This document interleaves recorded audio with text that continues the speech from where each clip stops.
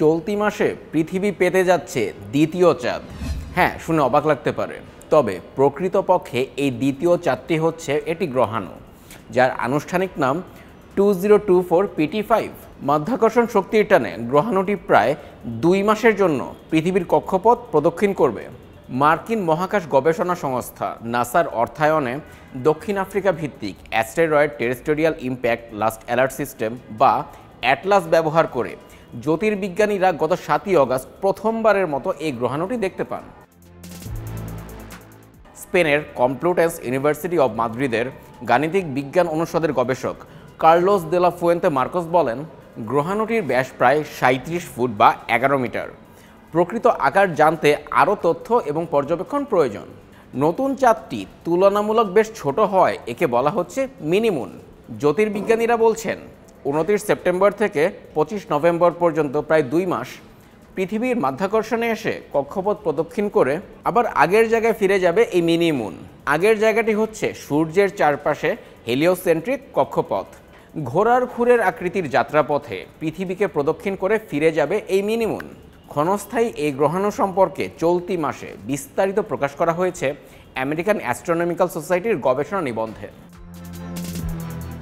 Carlos দে la Fuente Marcos জানান, গ্রহাণুটি অর্জুন গ্রহাণু বেল্টের অন্তর্গত, আর অর্জুন বলয়ের কিছু গ্রহাণু পৃথিবীর তুলনামূলকভাবে কাছাকাছি আসতে পারে, যা প্রায় 28 লাখ মাইল বা 45 লাখ কিলোমিটার দূর থেকে পৃথিবীকে প্রদক্ষিণ করবে।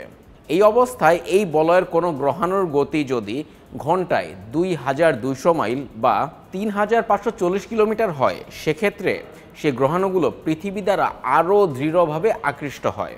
আর এই শর্তগুলো অক্ষুণ্ণ থাকলে গ্রহাণুটি পৃথিবীর জন্য একটি ক্ষণস্থায়ী চাঁদে পরিণত হতে পারে।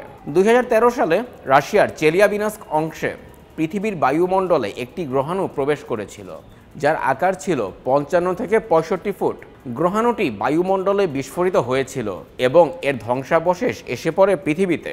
এ ঘটনায় প্রায় 7000 স্থাপনা ক্ষতিগ্রস্ত হয় এবং 1000-এরও বেশি মানুষ আহত হন।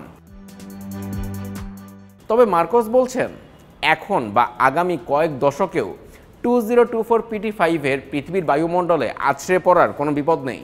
মহাকাশের গ্রহাণুটি পৃথিবী থেকে প্রায় 26 লাখ মাইল বা 42 লাখ কিলোমিটার দূর থেকে প্রদক্ষিণ করবে, যা পৃথিবী ও চাঁদের মধ্যবর্তী দূরত্বের চেয়ে প্রায় 10 গুণ। মিনিমুনের মতো ঘটনা এর আগেও ঘটেছে। এর আগের গ্রহাণুটি ছিল 2020 CD3। এটি প্রথম দেখা যায় 2020 সালের ফেব্রুয়ারিতে এবং পৃথিবীকে প্রদক্ষিণ করে কয়েক মাস পরে চলেও যায়। গবেষকরা তখন জানতে পারেন সেই গ্রহাণু চলে যাওয়ার আগে কয়েক বছর পৃথিবীকে প্রদক্ষিণ করেছিল। তবে নতুন মিনিমুনটি স্বল্প সময়ের জন্য থাকছে। দীর্ঘ সময় থাকলে পৃথিবীকে একাধিকবার প্রদক্ষিণ করতে পারে, আর স্বল্প সময় থাকলে এমনও হতে পারে যে গ্রহাণুটি প্রদক্ষিণ সম্পন্ন করার আগেই নিজের কক্ষপথে ফিরে যাচ্ছে। জ্যোতির্বিজ্ঞানীরা জানান, মিনিমুনের স্বল্প প্রদক্ষিণের ঘটনা দশকে একাধিকবারও ঘটতে পারে, তবে দীর্ঘ প্রদক্ষিণের ঘটনা ঘটতে পারে 10 থেকে 20 বছরে মাত্র একবার।